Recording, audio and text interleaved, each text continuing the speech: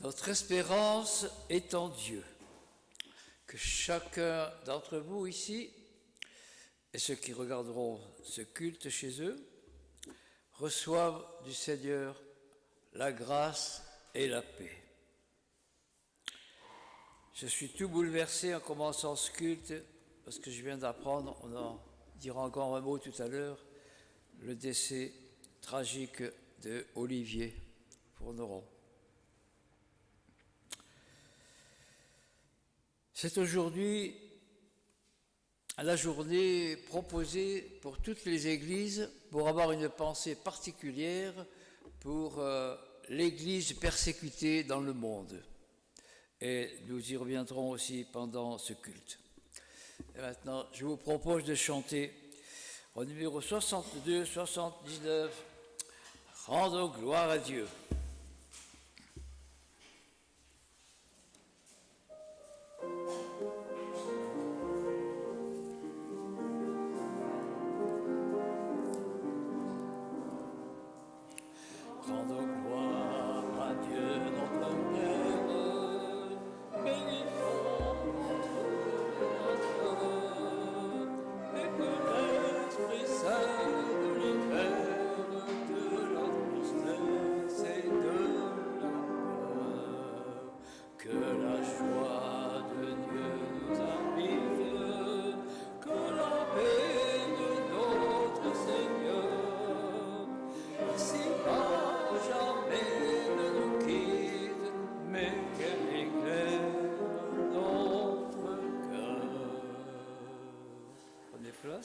Et écoutons la lecture de ce psaume.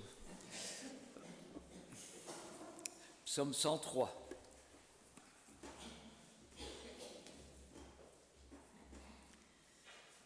Je veux dire merci au Seigneur.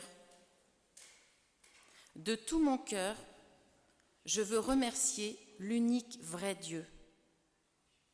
Oui, je veux remercier le Seigneur sans oublier un seul de ses bienfaits. Le Seigneur est compatissant et bienveillant, patient et d'une immense bonté. Il ne fait pas constamment des reproches, il ne garde pas éternellement rancune. Il ne nous a pas punis comme nous l'aurions mérité. Il ne nous a pas fait payer le prix de nos fautes. Sa bonté pour ses fidèles monte aussi haut que le ciel au-dessus de la terre. Il met entre nous et nos péchés autant de distance qu'entre l'Est et l'Ouest. Le Seigneur aime ses fidèles comme un père aime ses enfants. La vie de l'homme fait penser à l'herbe, comme l'herbe des champs qui commence à fleurir mais périt dès que passe le vent brûlant. La voilà disparue. Mais la bonté du Seigneur pour ses fidèles dure depuis toujours et durera toujours. Remerciez le Seigneur, vous, ses anges, qui, de toutes vos forces, faites ce qu'il dit et lui obéissez au premier mot. Remerciez le Seigneur, vous, l'armée de ses serviteurs, qui accomplissez tout ce qu'il désire. Remerciez le Seigneur, vous tous qu'il a créés, où que vous soyez. Et moi aussi, je veux dire merci Seigneur.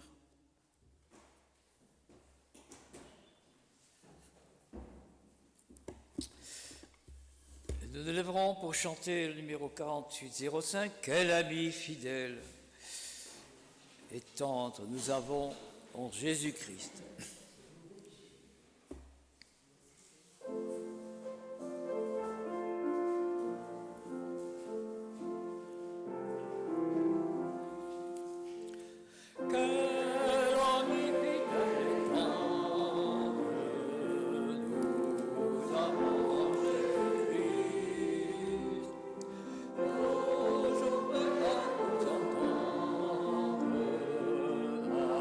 Avec mon dans notre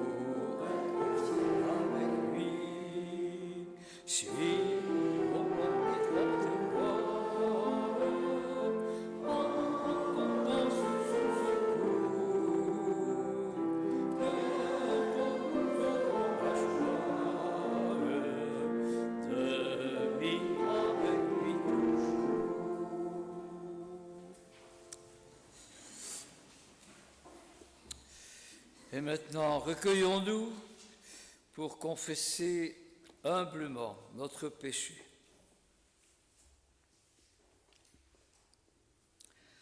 Seigneur, nous ne sommes pas fiers de nous présenter devant toi avec nos mesquineries, nos lâchetés, notre égoïsme. Aussi, nous te demandons pardon pour tout ce qui t'offense et tout ce qui a pu faire souffrir quelqu'un. Nous te prions de créer en nous un cœur pur et de renouveler en nous la joie de te servir de tout notre cœur. Et prolongeons cette prière par le chant 61-18, Jésus le Christ, ne laisse pas mes ténèbres me parler.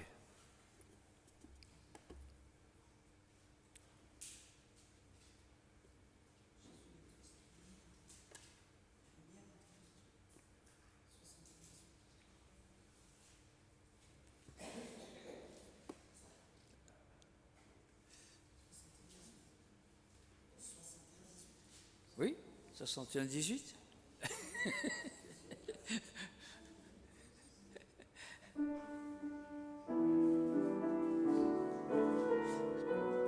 Voilà, oui.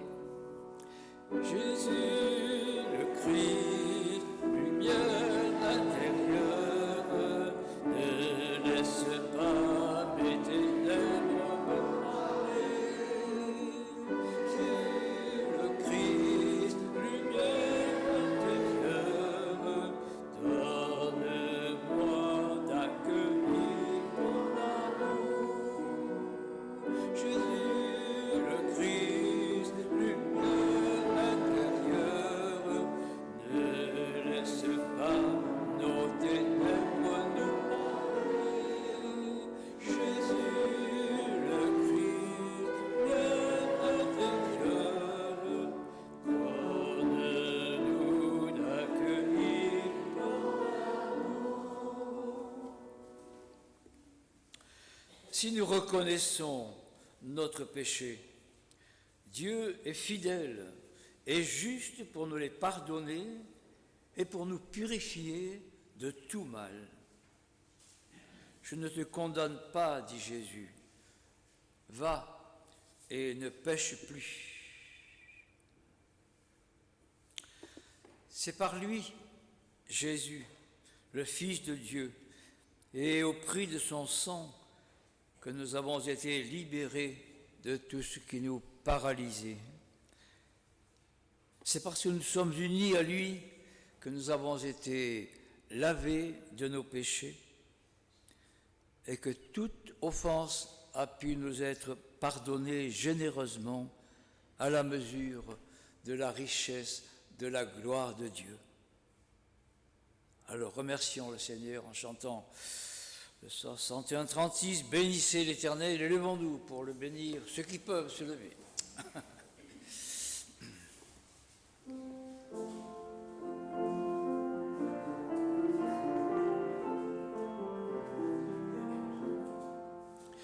Bénissez l'Éternel, bénissez l'Éternel.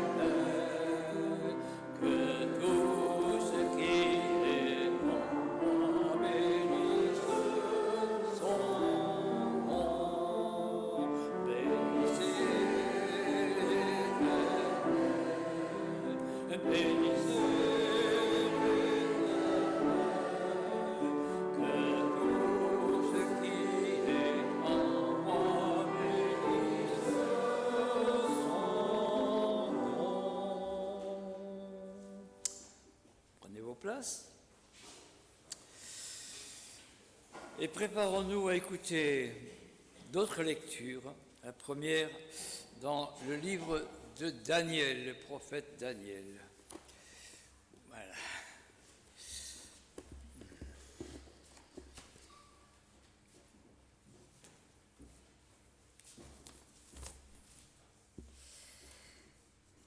Donc c'est Daniel 3, versets 1 à 30. Le roi Nebuchadnezzar fit une statue en or, haute de 30 mètres et large de 3 mètres. Il la dressa dans la vallée de Dura, dans la province de Babylone. Le roi Nebuchadnezzar fit rassembler les administrateurs, les intendants, les gouverneurs, les conseillers, les trésoriers, les jurisconsultes, les juges et tous les magistrats des provinces pour qu'ils se rendent à la dédicace de la statue. Tous les officiels se rassemblèrent. Et un héros cria à pleine voix : « Voici ce qu'on vous ordonne, peuple, nation, hommes de toute langue. Au moment où vous entendrez le son de la trompette, de la flûte, de la guitare, de la petite et de la grande harpe, de la cornemuse et des instruments de musique de toutes sortes, vous vous prosternerez et vous adorerez la statue d'or que le roi a dressée. Si quelqu'un ne se prosterne pas et ne l'adore pas, il sera jeté à l'instant même au milieu d'une fournaise ardente. » C'est pourquoi, dès que les peuples et les hommes de toute nation entendirent tous les instruments, ils se prosternèrent et adorèrent la statue d'or. À ce moment-là, profitant de l'occasion, quelques Babyloniens se présentèrent pour accuser les Juifs. Ils prirent la parole et dirent au roi Nebuchadnezzar : « D'après l'ordre que tu as toi-même donné, tous ceux qui entendent le son de la trompette, de la flûte, de la guitare, de la petite et de la grande harpe, de la cornemuse et des instruments de toutes sortes, doivent se prosterner et adorer la statue d'or. D'après le même ordre, si quelqu'un ne se prosterne pas, il doit être jeté dans la fournaise ardente.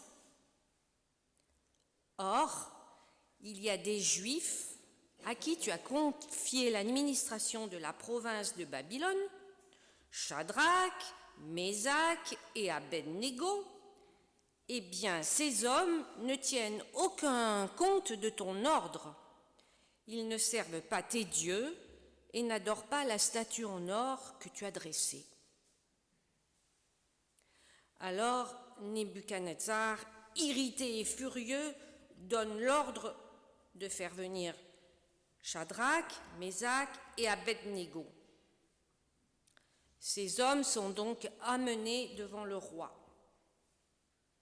Nebuchadnezzar leur dit : « Est-il vrai, Shadrach, Mésach et Abed-Négo, que vous ne servez pas mes dieux et que vous n'adorez pas la statue d'or que j'ai dressée ?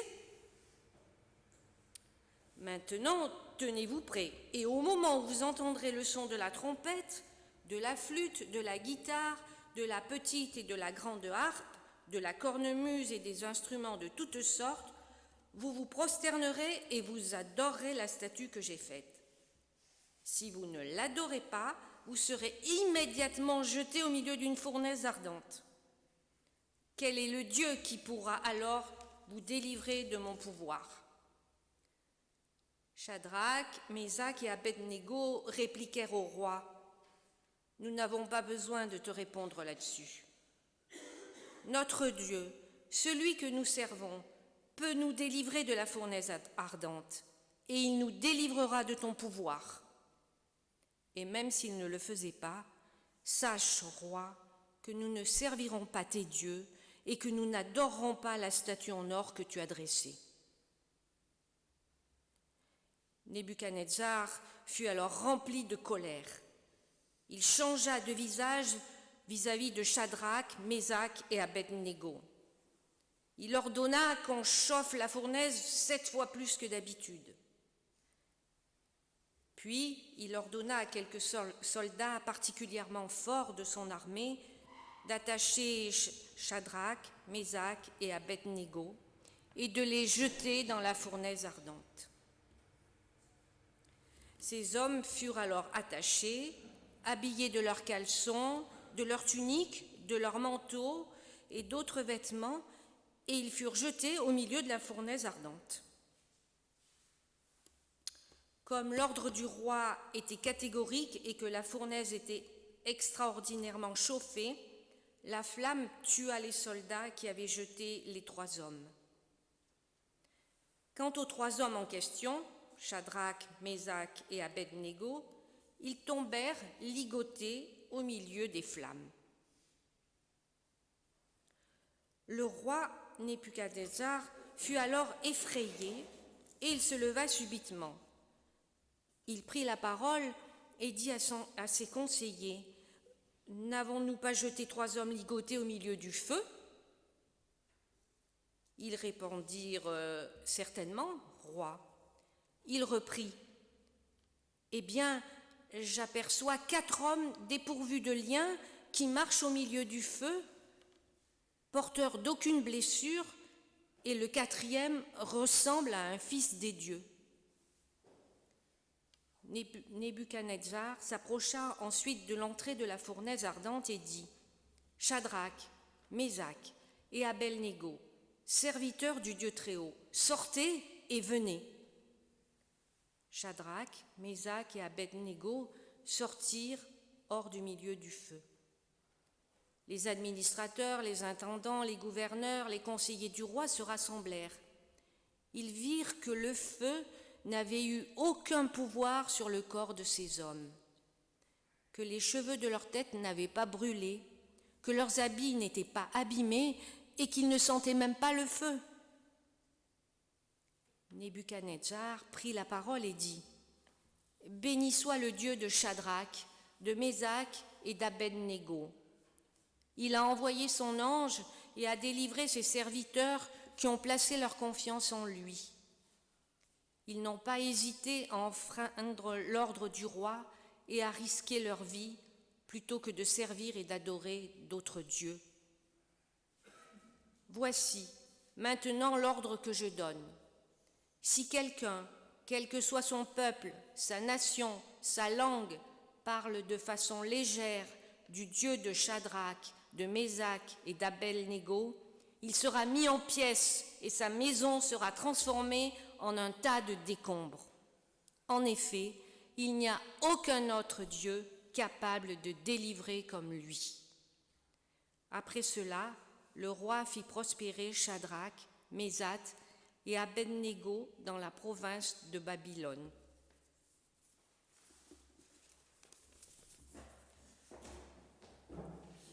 Merci.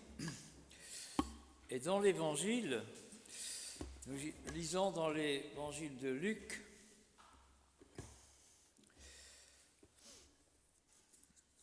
au chapitre 21, les versets 5 jusqu'à 19.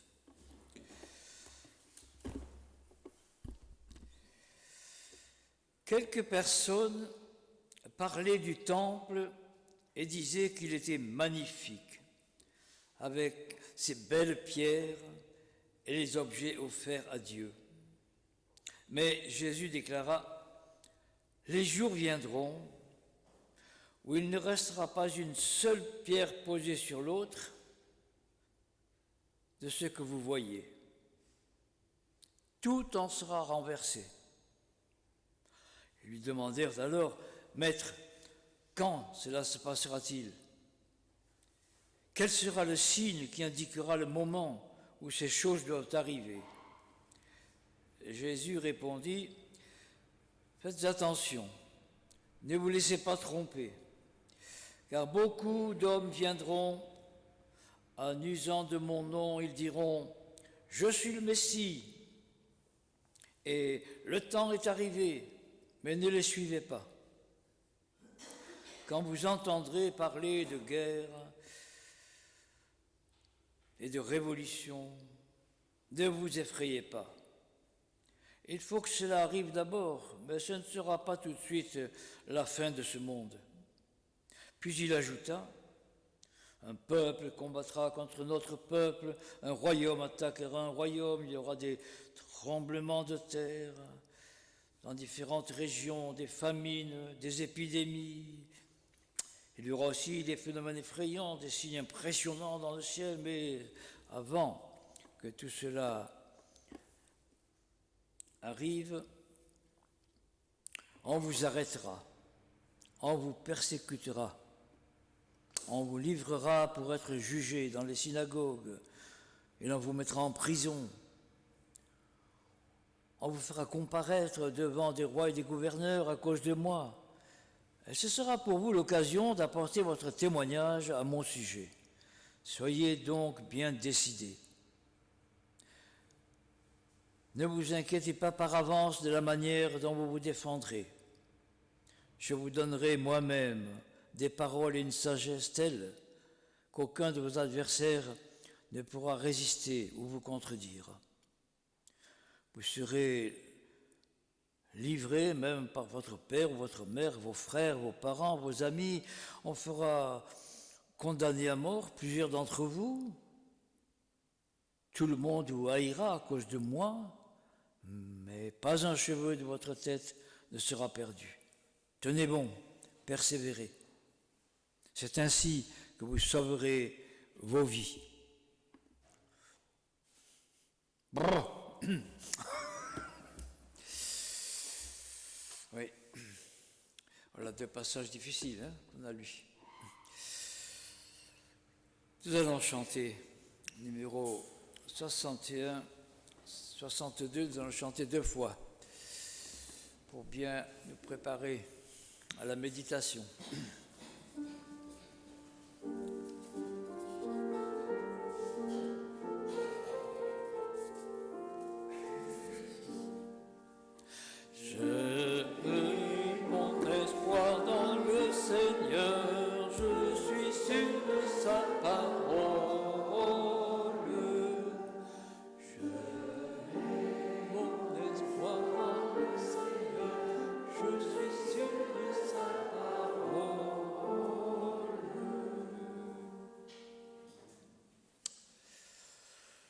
Voilà, ce jour-là,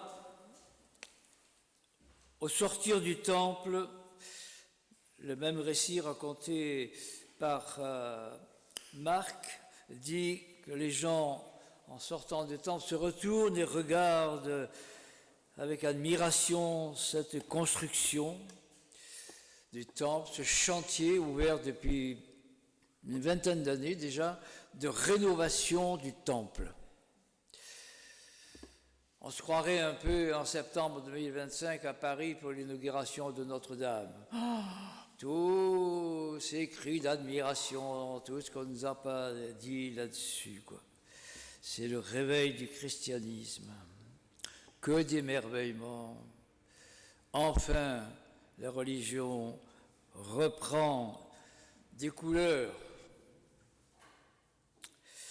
Lors de la dédicace du premier temple de Salomon, à peu près 900 ans avant ce que nous venons de lire, au moment où l'arche de l'Alliance entrait dans le temple, il y a eu un phénomène extraordinaire où, comme dans le désert, la nuée, un peu indéfinissable, mais une sorte de nuage, la nuée remplit le temple à tel point que les sacrificateurs qui devaient officier ont dû sortir du temple. C'était insupportable. La gloire de Dieu, dit le texte, avait rempli le temple. Alors, les disciples sont là devant le temple et ils disent à Jésus, regarde ces pierres.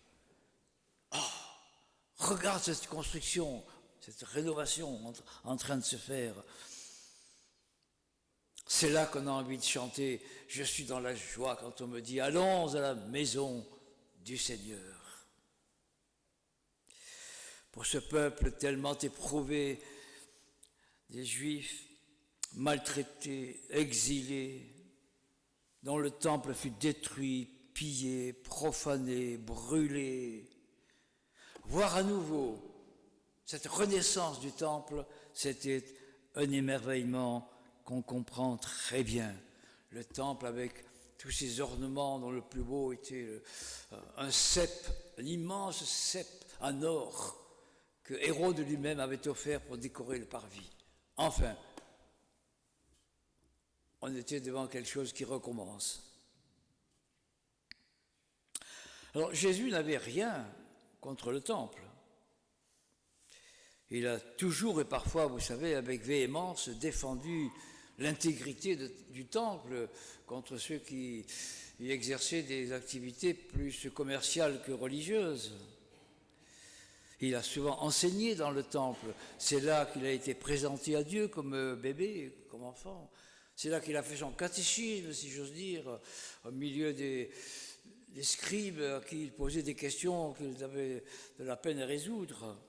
Non, Jésus n'avait sûrement rien contre le temple. Cette maison de prière, comme il l'a appelée, la maison de mon Père, cette maison de prière. Alors pourquoi, tout d'un coup, on dirait que Jésus est agacé quand on lui dit « Tu as vu, c'est beau, hein ?» Bon, il n'y a pas de moquerie dans sa réponse. Il aurait pu dire « Oh, vous auriez vu le temple de Salomon, c'est autre chose. Hein ?» Non, il n'y a pas de moquerie, au contraire. Sa parole est solennelle.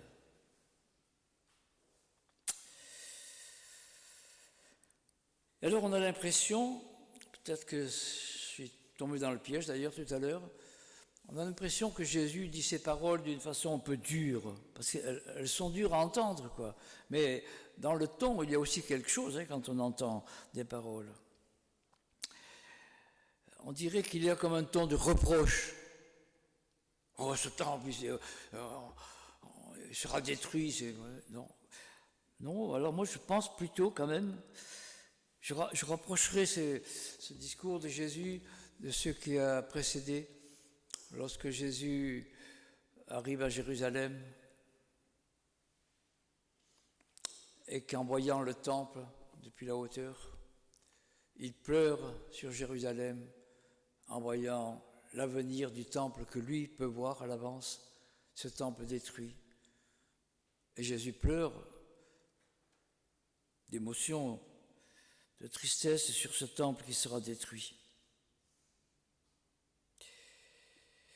Mais c'est précisément à cause de cette beauté et de tout ce que représente le temple pour le peuple, dans le cœur des Juifs, qu'en voyant son avenir dramatique, Jésus dit aux disciples « Ce temple sera détruit, mais ne désespérez pas. » C'est plutôt un message de consolation qu'un message de menace.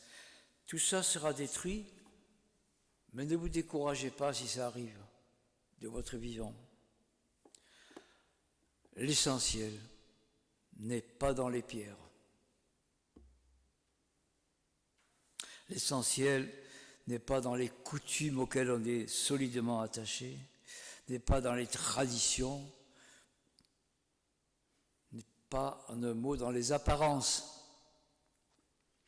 Tout cela n'est que l'enveloppe d'un trésor, comme les beaux papiers de Noël qui enveloppent nos cadeaux. Ils sont beaux maintenant. Ils sont tellement beaux qu'il y a des gens qui n'osent pas les mettre froissés à la poubelle, ils les plient. On n'ose pas, quoi. Mon père, dépliant son cadeau de Noël, disait une fois « Oh, mais quand nous étions enfants, rien que le papier aurait été un cadeau. » Alors, c'est important. Avant de l'ouvrir, on regarde, on le caresse un peu, l'enveloppe, le papier. Mais vous comprenez bien où est la comparaison. Jésus veut orienter la pensée de ses auditeurs vers quelque chose de plus important. Le contenu, qu'est-ce qui se passe dans ce temple? Quel est le cadeau?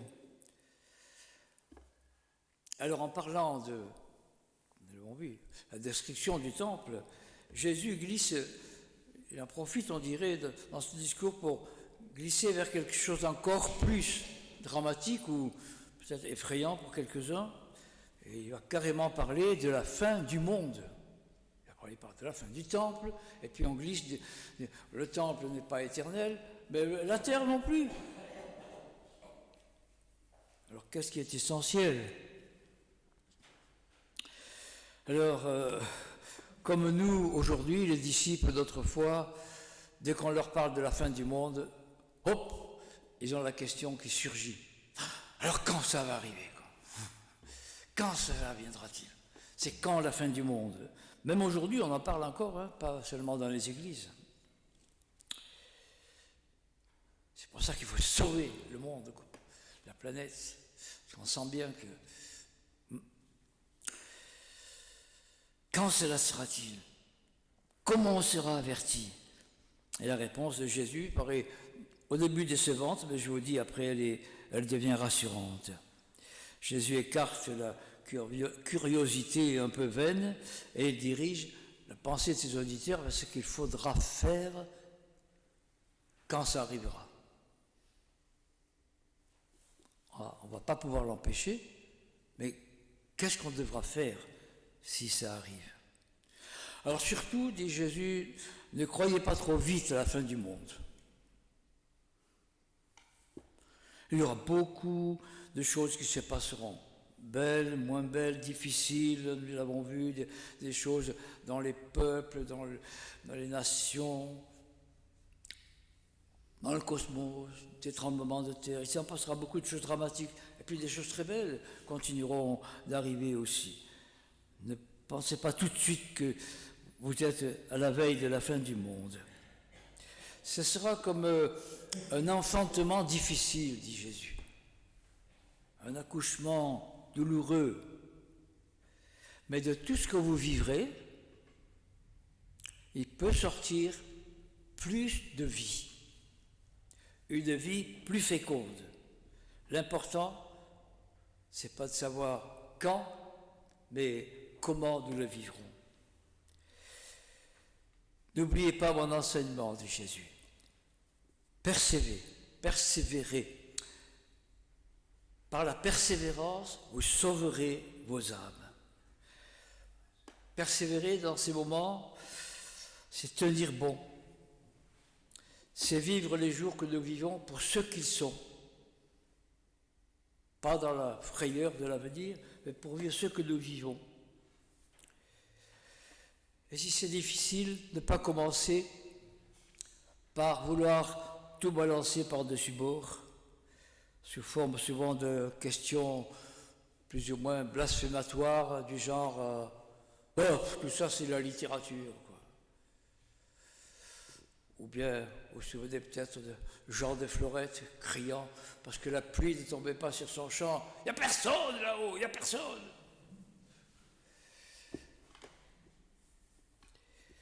Tenir bon, car la vie n'a pas sa source, ni ses ressources dans un bâtiment, dans les formes d'une religion, dans des coutumes, dans des vêtements liturgiques, des objets, des chairs, des autels. Non. Attention, la vie n'est pas là-dedans. Dieu n'est pas le Dieu qui aime habiter nos temples remplis de magnificence. Il est le Dieu de nos temples que lorsqu'ils sont remplis, des fois à moitié, qui sont remplis de croyants qui viennent pour prier, qui viennent pour rencontrer des frères et des sœurs, pour y apporter non pas une cotisation, mais une offrande, qui viennent offrir certes leur précieuse amitié, mais surtout partager leur amour. Et pour cela, s'il le fallait, on pourrait se passer de temple.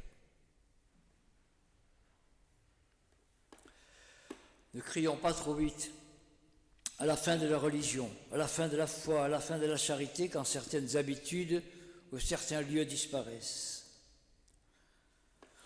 On n'enseigne plus le catéchisme comme de mon temps. Et alors, on ne chante plus les chants comme sur le rythme auquel on était habitué depuis longtemps, la plupart d'entre nous. Et alors, à part les services funèbres, le temple n'est jamais rempli que pour des occasions profanes, du théâtre, du cinéma, des concerts. Et alors? Et alors, on dit tout fout le camp. C'est pas comme autrefois. Quelque chose du temple est détruit, de nos habitudes, de nos coutumes. Je me souviens, moi j'ai entendu cette phrase 100 fois déjà. Je me souviens qu'autrefois, je l'ai déjà cité ici, il y avait 100 enfants ici. Oui. Bien, vérifions plutôt que de nous lamenter, vérifions seulement que lorsque les circonstances changent et nous bousculent, fût-ce-t-elle la destruction du temple, l'essentiel est préservé. Et plutôt que de nous décourager, comme nous l'ont chanté les jeunes du Grand Kiff cet été, respirons, reconsidérons les choses et regardons si l'essentiel a été préservé. Et c'est donc l'occasion peut-être pour chacun de nous de redéfinir ce qu'est l'essentiel.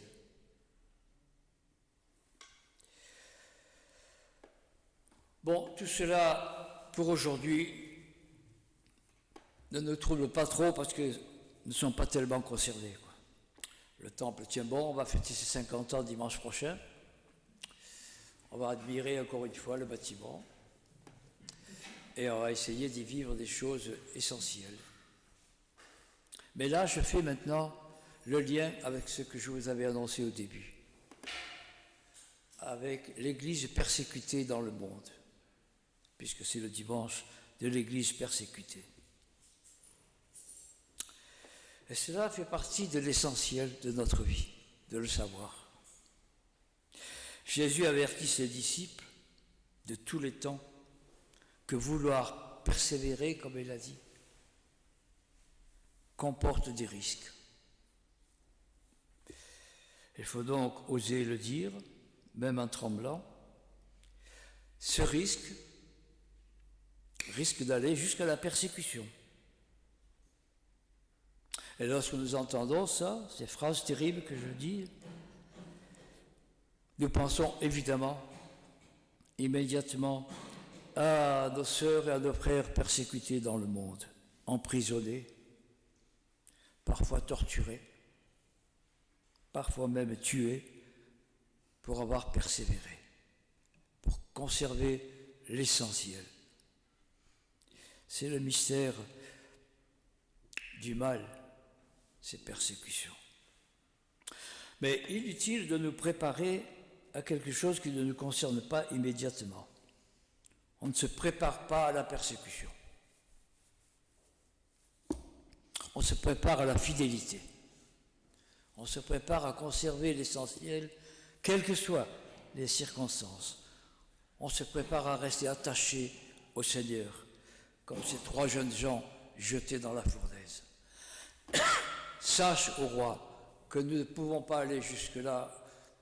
Vous savez, c'était les chouchous du roi, pourtant. Eh bien, ils ont tenu bon. Il faut oser le dire, même en tremblant. Ça fait partie de la vie de certains chrétiens.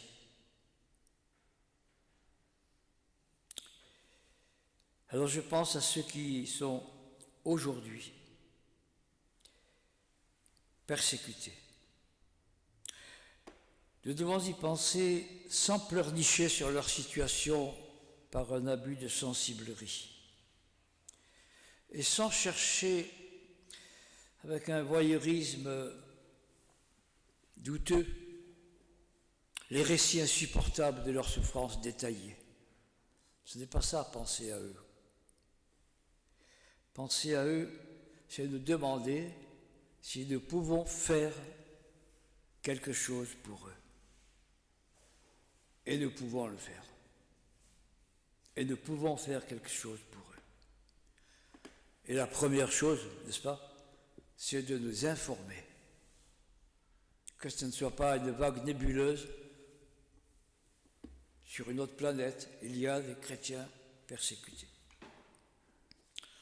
Pour être très concret dans notre soutien, après nous être informés, nous pouvons aider financièrement les associations qui discrètement, mais avec une grande efficacité dans les détails, aident ces églises et ces individus persécutés. Si nous croyons à l'importance de la prière, eh bien, prions pour eux. Nous connaissons plusieurs associations ou organisations qui œuvrent pour que cessent les persécutions. Ici, quelques-uns sont engagés à la CIMAD, à la CAT ou à Portes Ouvertes.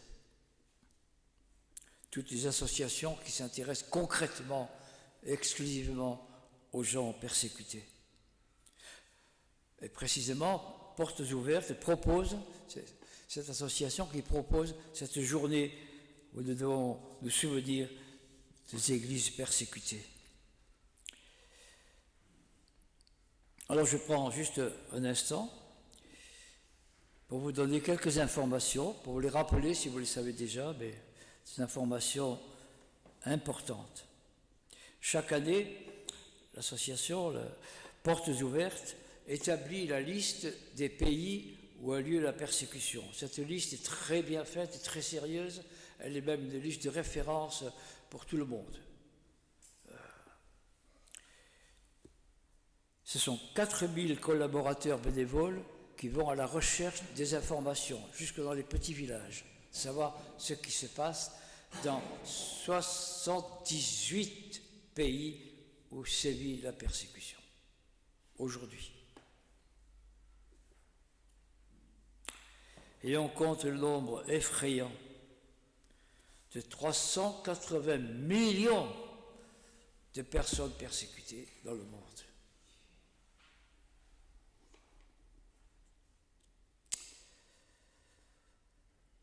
L'année dernière, il y a eu 4500 personnes tuées pour leur foi.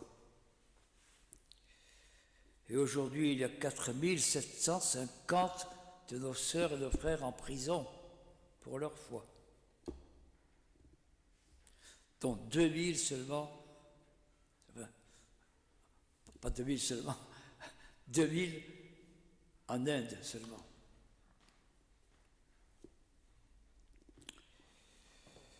Alors à la sortie, et je voulais aussi, j'ai oublié de vous dire, qu'il y a eu l'année dernière 7600 églises fermées aussi. 7500 églises fermées. Voilà, les informations crues et douloureuses. Alors si vous êtes touché par ces informations, si vous êtes concerné, vous pouvez commencer déjà ce matin par un petit geste. Nous voilà un peu informés, mais si vous voulez plus d'informations, qui sont toujours très bien, qui ne sont pas pleurnichardes, comme je vous disais tout à l'heure, voilà, et qui nous décrivent la situation, alors vous pouvez commencer à la sortie de ce culte par prendre un petit bulletin, voilà, l'emporter, le remplir et l'envoyer à Portes Ouvertes, et vous recevrez régulièrement des nouvelles. C'est gratuit.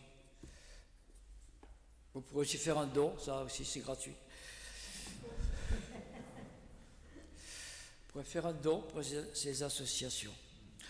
Et puis un deuxième geste, vous pourrez, j'ai mis 3 feuilles pour qu'on aille un peu plus vite, au cas où il y aurait beaucoup d'intéressés.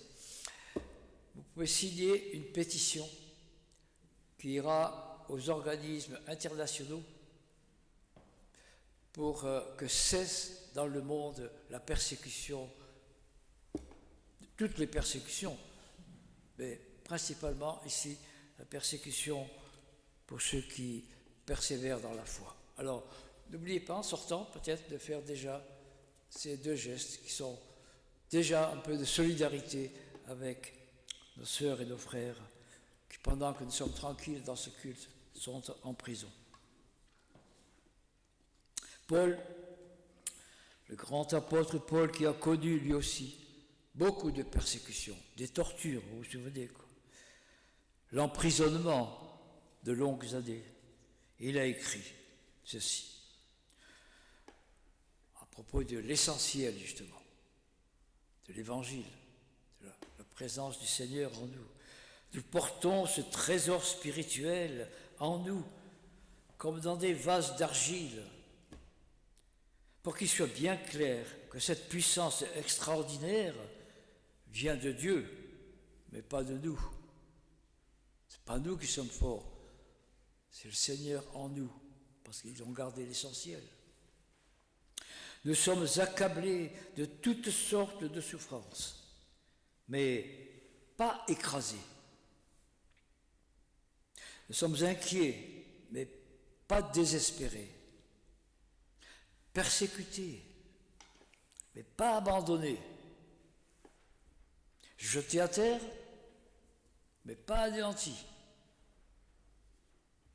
C'est eux qui le disent, c'est pas nous.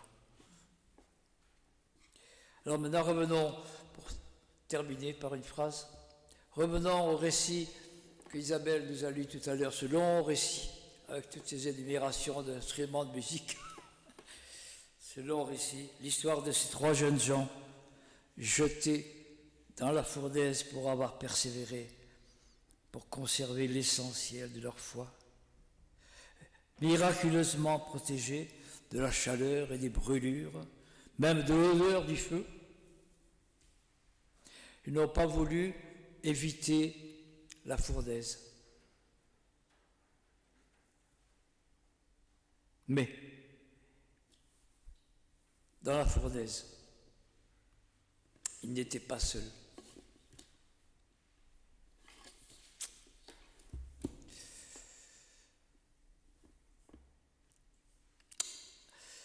Amen.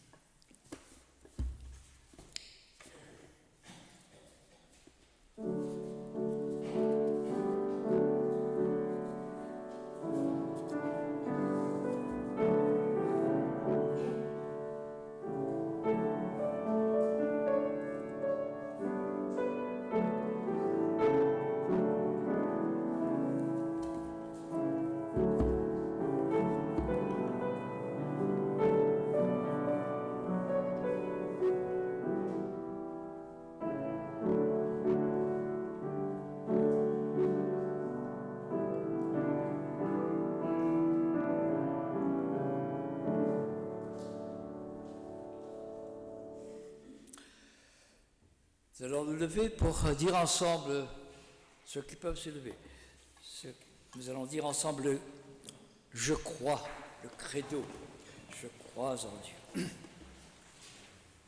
Je crois en Dieu, le Père Tout-Puissant, Créateur du ciel et de la terre.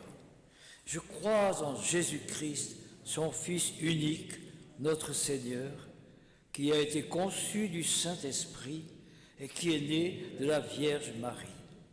Il a souffert sous Ponce Pilate. Il a été crucifié. Il est mort. Il a été enseveli. Il est descendu aux enfers. Le troisième jour, il est ressuscité des morts. Il est monté au ciel. Il siège à la droite de Dieu, le Père Tout-Puissant. Il viendra de là pour juger les vivants et les morts. Je crois en l'Esprit Saint. Je crois la Sainte Église universelle, la communion des saints, la rémission des péchés, la résurrection de la chair et la vie éternelle. Amen. Et nous allons chanter un très beau cantique composé par le pasteur Dietrich Bonhoeffer, qui justement est mort aussi, martyr. Et il a composé ce poème qu'on a mis en musique dans sa prison. Sur nous, merveille des puissances veillent.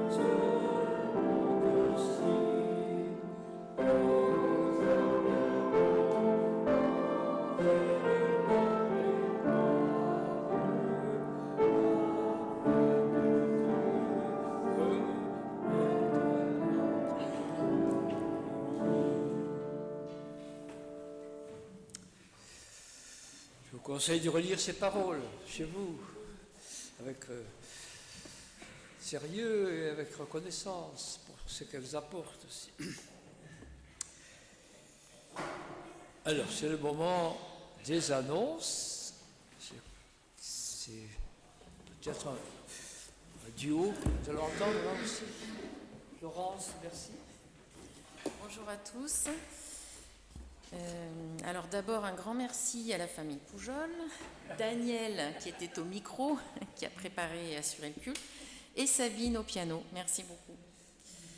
Voilà, alors comme Daniel l'a évoqué au début du culte, voilà, notre frère et ami Olivier Fourneron est décédé en début de semaine, lundi après-midi. Olivier était membre de la paroisse depuis de nombreuses années.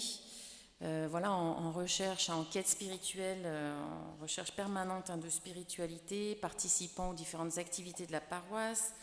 Il avait mis son fils à l'école biblique et au caté. Son fils Pablo a fait l'école biblique et le caté avec mes enfants.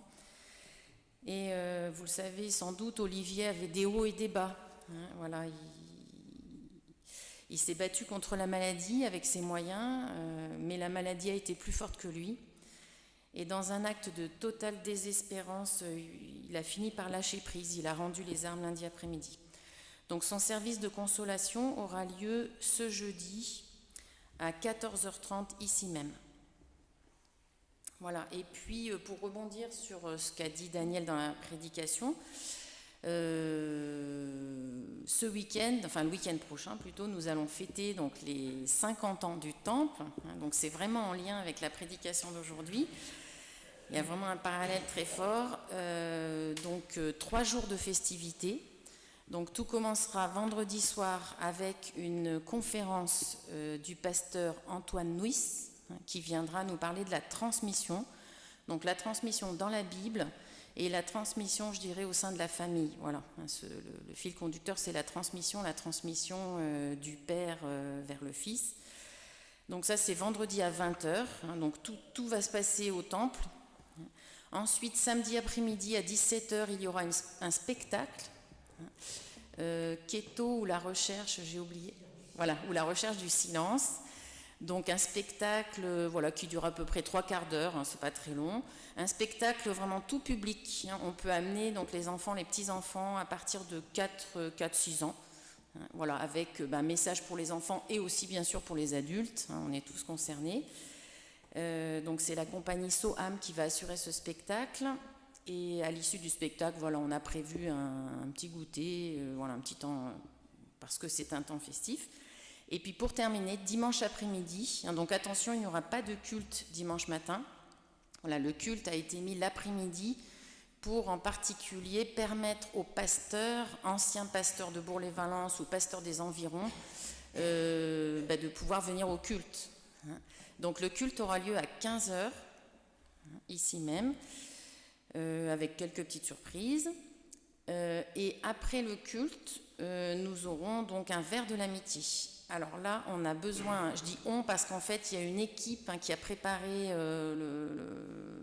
ce week-end anniversaire, une dizaine de personnes qui se sont investies pour préparer donc ce week-end festif. Et donc, on a besoin de cuisiniers, de cuisinières. Voilà, c'est pas forcément que des femmes. Tout le monde est capable de faire un gâteau. Donc, on a besoin de vous pour préparer le goûter. Le samedi après-midi, on n'a pas besoin de nous. Par contre, pour le dimanche après-midi, ça serait bien, si chacun peut préparer un gâteau, alors facile, découpé à l'avance, facile à manger, on ne prendra pas d'assiette, de couvert. Voilà, donc des petits gâteaux individuels ou un gros gâteau coupé à l'avance, qu'il faudra apporter avant le culte. Voilà, il faut tout préparer à l'avance. À partir de 14h, vous pourrez apporter votre gâteau. Et Yvette donc, va se tenir... Oui, alors à apporter à la MJC, la salle des Chevandiers, c'est ça Non, la MJC même, d'accord, à la MJC, donc derrière le temple, à apporter à la MJC à partir de 14h. Donc Yvette se mettra au fond du temple à la sortie pour noter qui apporte un gâteau, parce qu'on a besoin de savoir combien il y en aura, parce que si vraiment il y en a très très peu, il faudra qu'on se débrouille autrement ou qu'on en fasse 3 ou 4 chacun. Donc merci à vous de participer aussi à la préparation du goûter. Voilà. Donc je ne vais pas forcément donner toutes les activités de la semaine, mais elles sont dans le journal, elles sont sur le site Valence de Rive, vous pouvez retrouver toutes ces informations et les annonces seront envoyées par Sylvie. Donc juste pour terminer, Christophe, notre pasteur, n'est pas présent aujourd'hui, ainsi que Sylvie qui d'habitude fait les annonces, parce qu'en fait ils sont au synode régional qui se tient à Cré, qui a commencé vendredi et qui se termine à midi. Donc là, ils doivent être en plein culte, comme nous. Donc voilà pourquoi vous n'avez ni Christophe ni Sylvie ce matin.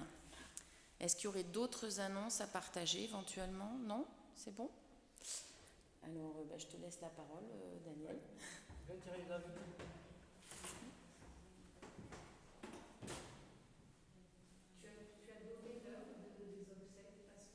Oui, j'ai donné, mais je vais le rappeler. Donc les obsèques d'Olivier sont jeudi à 14h30. C'est bien ça, 14h30 ici même. Et du coup, dans la foulée, donc, j'annonce le temps de l'offrande. Voilà, soyez généreux. Merci.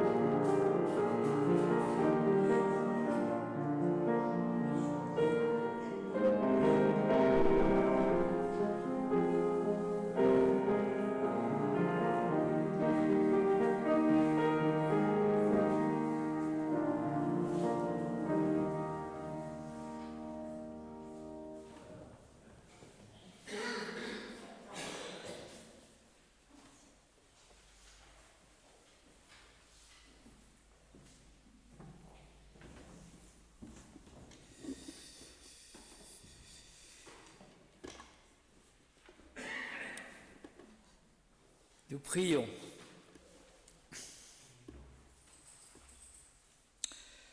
Seigneur, notre Dieu et notre Père,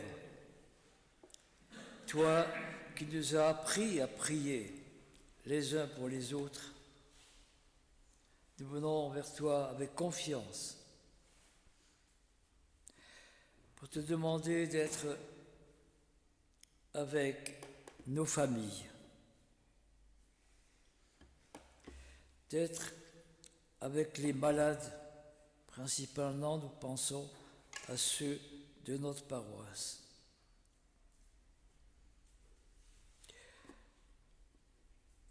Nous te prions pour les isolés, ceux qui, pour une raison d'âge, de maladie, ne peuvent pas nous rejoindre pour ces cultes. Nous te prions pour celles et ceux qui, aujourd'hui même, dans de trop nombreux pays, sont en prison ou en danger de mort. Pour celles et ceux qui persévèrent dans l'épreuve. Pour ceux qui doutent et pour ceux qui flanchent. Nous te prions pour toutes les personnes engagées dans le travail de ces associations. Ce matin, prions spécialement pour tous ces bénévoles et employés de Portes Ouvertes et pour tous ceux qui tendent une main d'amour vers les désespérés. Avec Jésus-Christ, nous te disons ensemble, notre Père qui es aux cieux, que ton nom soit sanctifié, que ton règne vienne, que ta volonté soit faite sur la terre comme au ciel. Donne-nous aujourd'hui notre pain de ce jour. Pardonne-nous nos offenses comme nous pardonnons aussi à ceux qui nous ont offensés. Et ne nous laisse pas entrer en tentation, mais délivre-nous du mal, car c'est à toi qu'appartiennent le règne, la puissance et la gloire pour les siècles des siècles. Amen.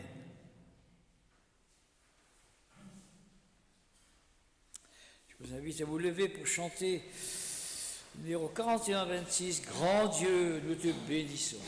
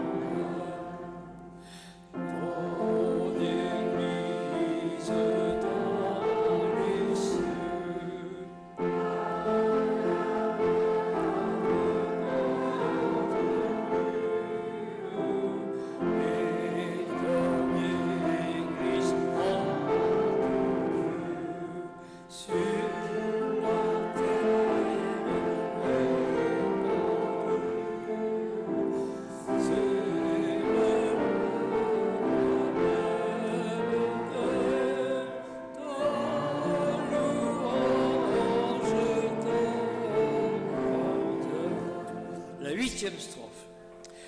Gloire soit au Saint-Esprit, gloire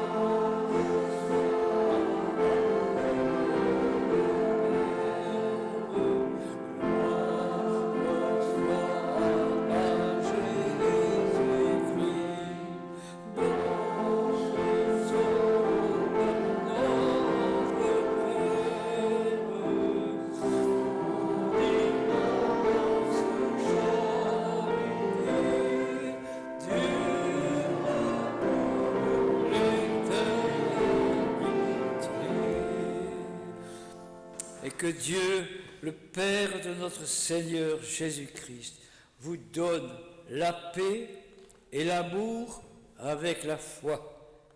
Que la grâce de Dieu soit avec vous et vos familles. Amen. Bon dimanche.